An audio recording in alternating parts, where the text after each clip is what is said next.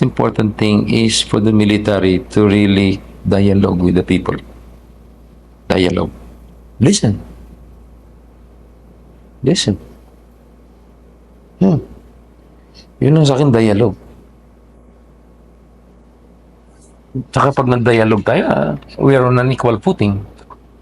Kahit na military kayo, kami civilian. Tsaka ano, iba? At the back of this, the new image of the military, let the people, I don't know if it's an advice, but also it has already been an experience, no? Prove yourself to be our army. Army kayo namin. Yun. Hindi kayo army ng mga mayayaman dyan. Hindi kayo army ng mga kompanya dyan. Army kayo ng mga tao. Surgeons are like mga isda. So yung strategy is what do you call that? You take away the water sa aquarium o sa pond yan. Yung sinasabi namin, may spring pa which supplies the water.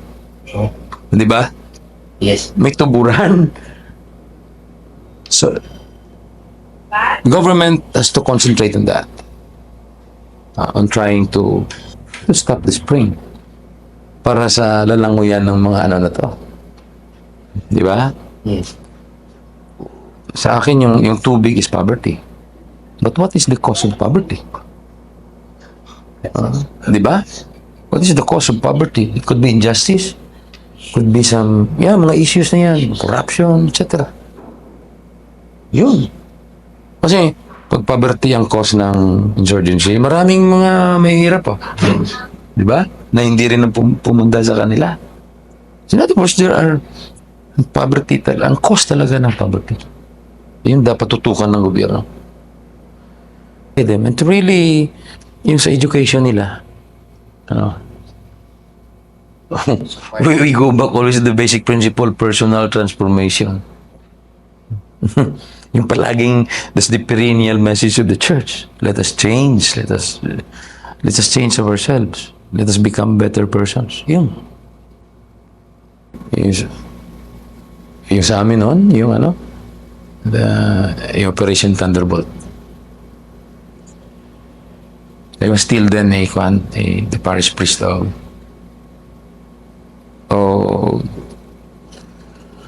Kanduni. Kasi doon yung nag-start yun Sa Kanduni, doon nag-start talaga yung kung bakit merong Operation Thunderbolt. I think on an April day, I think in 1989, inatake at saka na take over ng NPA ang kampo ng I think 7th IB sa Kanduni, sa Kaningay. I think that was also the first day of General Arque. Na siya yung in charge ng mga military dito. Ayun. Parang winelcome siya ng mga NPA. Take over talaga yun. No. And then, yun nag-start doon ng Operation Thunderbolt. For the municipalities then na affected, there were about something like 35,000 evacuees. No? And then, sa parokya namin, Kanduni, we have recorded the deaths of 188 children. Itong namatay ng mga bata because of the evacuation. Sa sakit ba? May clinic lang doon, pero ang hospital dito pa sa Kabangkalan. Kasi may health program kami noon sa parokya. Kunyari. At the height of that evacuation, nagdadala, yung mga pasyente doon na grabe, dinadala dito sa district hospital, sa Kabangkalan District Hospital. Nagdadala noon yung jeep namin, jeep ng parokya. Kung minsan you bring three children, to 4, no? Tapos isang NGO na namin, na nagtutulong sa amin, they help also, they work with the hospital to take care of the children here. No? Yung Bulig Foundation. No? Yun. Pupunta dito in a day, minsan may dalawang delivery, pupunta dito twice or thrice a day, dumadala ng pasyente. Pagbalik noon, may patay na bata. Nadala. Tsaka, yung konbento namin noon, doon na kami gumagawa ng ng kabaong. Doon na. Yan. Sa parokya lang namin yun. In other parishes and other municipalities, almost parang ganun din yung namatay. So, I think it is safe to say, something like 500, mostly, no? I think 90 to 95% children because of Operation Thunderbolt. Sa mga evacuation. Now, di ba dati yung mga our olds would say, they divide their lifetime into before the Japanese War and after the war, di ba? Yes. Maraming tao ngayon doon na before Thunderbolt and after Thunderbolt. Parang timeline ba na naghati ng buhay mo? There was a perception then that the whole system is unfair and unjust. No? Okay. In many parts of Negros also, where the sugar industry then has not saturated, no? People live, for example, the farmers and also the fisher folks. No? Most of the farmers live on public land. No? And they are mostly dependent for their daily struggle on the farm products. Now, the problem is also because they are not united, and here comes the traders. So, farm products trading has become also an avenue wherein people with money sort of para bang they took advantage of the disempowerment of the poor, no? Especially not yet united, and then people who live, isang kahig, isang tuka, parang ganyan. Often, now, sabi ko noon sa mga, I often tell the people, no, sa mga, kunyari sa mga seminars namin, dati isang kahig, isang tuka.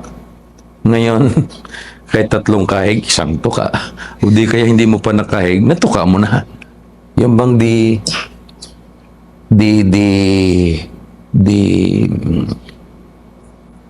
issue, or rather the problem of utang. Utang. Sa mga asyenda, utang. Even sa mga farmers, those marginal farmers, utang. And also people living by the bounties of the sea. No? Utang. Yeah. And then, in the past, government was characteristically absent in far-flung areas.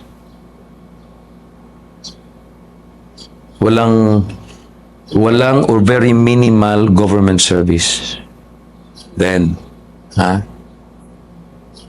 I think politicians would go to these places only during the campaign period. Election lang. 22 eh.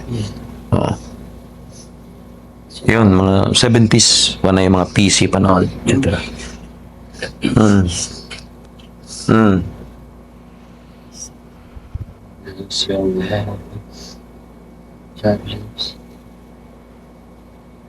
There were a lot of,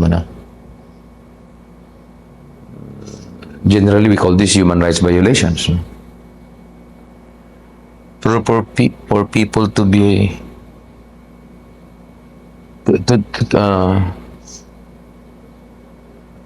yung concrete na experience ng mga tao. tatakutin ka. Siguro ano ka, etc. No? Para sa mga tao sa bundok na walang grabe yun. Di kaya kunin yung mga manok nyo. Oh. O di kaya talaga dalhin ka sa sa kampo.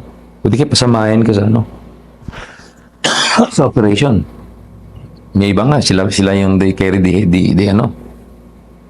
yung mga mabibigat, madala ng mga sundalo. Huh? And then there were also many, tawag doon? Yung pinapatay? Salvaging. No? Talaga, totoo yun. Well, marami namang NPA noon eh. Kaya the people are caught in the middle really. Sa NPA naman, pag nakita kang if you're good to the military, magji-jealous yan. So, parang Tsaka yung at that time, mga 70s and 80s, marami dito sa South, dito sa diocese namin, the government was absent. Well, maybe except the school, no? Sa school, mga eskwelahan sa bundok. Pero the other presence ng government is the military. Ito ba mukha ng gobyerno natin para sa mga tao yun? it's either the school or the military. Ang presence ng government. Very, very slow. Yes. Very slow yung changes. In fact, it's only now, I think, 3 years or just 2 years ago. 3 years na. No? 3 years ago or 2 years ago, yun na talaga na-conscious na iba yung military ngayon. Tsaka, pero ngayon, we are very confident, at least here in our place, na iba na yung ng mga military. There is a lot and a big difference between our experience of the soldiers now than before.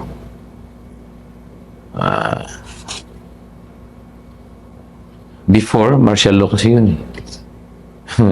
That is the scenario, the main background.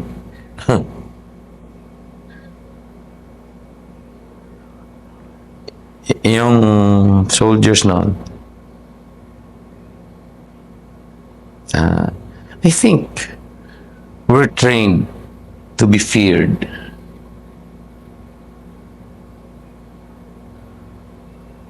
Or if not, when they go to the villages, to the communities, natatakot talaga yung mga tao. And the people's fear, I think, came from what they heard, no? Or what they have experienced in their area, what the military did to people, either innocent or guilty. Tsaka parang that time, the soldiers almost did their thing with impunity. Conscious that there is a problem, that there was a problem. The church has not been silent on this ever since. No? If you would trace the CBCP pronouncements, no? And letters of the bishops, they have always been conscious that we have a lot of social problems. Saka dito sa Negros, parang nakita ko, this is one of the isang lugar na makikita mo talaga itong mga problema na to. Especially, well, because of the system, dito sa Negros nakita ko, the gap, may sinasabi na the gap between the rich and the poor, very pronounced dito. Because of the system. Parang ganun. Well, I think the insurgency also has made society then conscious of the existence of the problem. Pag hindi ito na tutukan ng gobyerno at ng society, no? Puputok ito. That's why Bishop Fortis then told that Negros, what do you call that? Parang sleeping volcano. Yeah. Oh. A volcano about to erupt. I think that was in 19, if I were not mistaken, in 1980s, 83, and then I think something like 8 or 10 years later, naulit yun. No? Yung crisis ng sugar industry. No? The sugar industry was controlled then by the late Ambassador Benedicto. At that time, the prices of sugar in the international market was too high. No? Then yung ginawa noon, there was a move to really, to get all the sugar and then control prices in the international market. You know, there was a time, even sa likod ng mga simbahan, may mga simbahan dito. Yeah, I remembered one church na inalkilala yata, yung sa likod ng simbahan, para maging bodega ng sugar. Yung iba naman, yung mga swimming pools. No? That there was an effort to control and to get as much sa prices ng sugar. Now, bigla lang nag-drop yung sugar prices. Yun ang crisis. I think medyo nakalimutan ko na. But there was a time also na naulit pa to eh. Anyway, ano nangyari sa gipin natin yung mga bata sa Negros? Sino ba yung the number one victims of poverty? No? The children. There was a lot of malnutrition. Yung mga parents nila hindi na nakatrabaho. America. No? And also, I think also in Australia. No? They sent financial help to the local church to respond to hunger then in Negros. Yeah. And then also, there were NGOs, no? Na nag-respond din sa sa problema. A lot of NGOs. So mga after The government, I think, also tried to tried its effort to respond also to the problems. Siyempre, mga feeding programs. But you know, one of the things I was very grateful for a government project was this this vaccination. What do you call that? Mga bakuna. You know, I was assigned in Kandundi in the 80s up to the middle of 90s. When I was first assigned there, blessed the day na hindi ako maka-bless ng batang namatay dahil sa mga sakit, etc. Wala pang vaccine, ano ang tawag doon? vaccine. May midterm sila. Inoculation. Yeah, inoculation, parang ganon. Na? Yun. Para sa akin, yun talaga yung pinapasalamatan ko sa gobyerno. Na they initiated this, and then I think it prevented a lot of children's deaths. Yun. Kaya, dapat i-support ito. It's the sugar bowl of the Philippines. And the sugar industry, with all its positive aspects, there are a lot of negative impacts on the lives of the people, especially the sugar workers, in terms of yung sweldo. No? And I think also in terms of relationship between the owner and the workers. There is a sort of a paternalism which exists between the owners, the hacienderos, and the workers. In the past, it was a positive thing, no?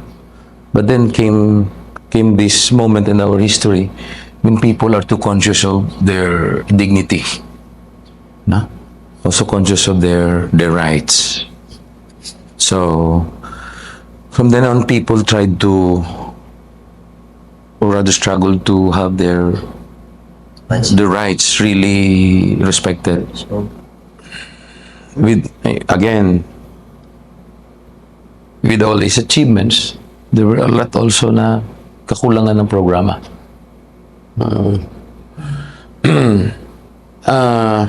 Yung pinapoint out ng ibang grupo is the lack of support for the beneficiaries of this land reform. No? Especially, yeah, financial support. Kasi from being a tiller, you become the owner. Kahit na may babayaran ka pa sa gobyerno. So, dapat kailangan nila yung capital to really start. Pero para sa akin, I think, para yung kulang sa akin is really the transformation of values. Transformation of values. From being tillers, no? Magiging owner ka. But at the same time, may mga ugali ka dito na dapat mo baguhin. Oh. Parang attitudinal change, values change sa mga beneficiaries. Kasi meron din akong may mga cases din na all the helps of the government had been there. Pero wala rin nangyari. Para sa akin that's a value problem. Tama eh.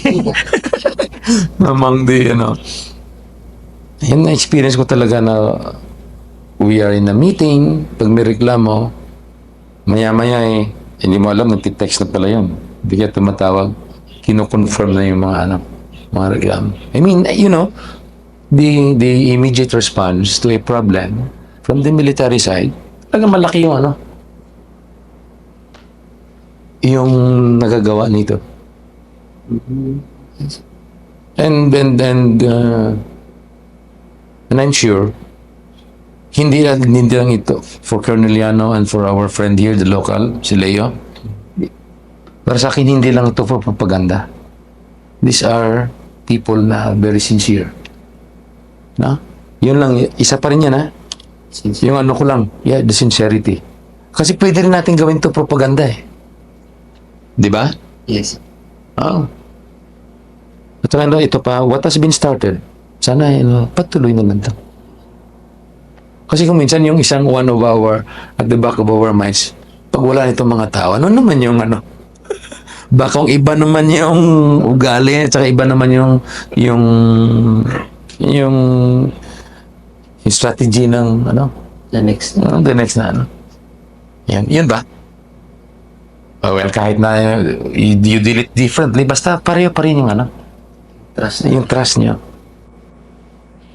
The trust and the trust i-develop lang. The SIMAG is Church Military Advisory Group, no? This was, I think, initiated by people in the military and some in our friends in Bacolod na sa social action din sa Bacolod. So I think also with Pax Christi na kaibigan namin si Jack Casella. Pero nakita nila there's a need because before, when Fortis was alive, he was still the bishop, no? Noon. May Church Military Liaison Committee. It's a committee wherein pag may reklamo yung mga tao, they can go to this CMLC, Church Military Liaison Committee. And then the military could address also the problem. Wala na yun, tapos kayo wala na si Fortis na kayong na-stop yun. I think, last year lang initiate yung SIMAG. It's still we call ourselves an advisory group, It's a venue, it's a forum na the military would tell us what's happening on their side, and also we tell the military ganito yung situation, ganito yung mga problema from the ground para malaman. Dialogue lang. Listen to one another. Big landowners. Minsan may mga patayan na eh. Ayan. I think parang nakita din ng mga tao na that grabe yung ano ng government, parang ina-accommodate yung mga mayayaman, yung mga landowners, rather than really listening. And well, I would like the government to be biased for the poor. Yung para sa akin na at this stage in our history, biased for the poor. Yun sana yung gusto ko. Yun. Yan, nakakalungkot lang. No? Before, there are a lot of cases wherein before people could really have the actual occupation of the land na para yung sa kanila na dapat. Kasi may mga klowa na grabe pa yung ano. Yung pagsakripisyo nila.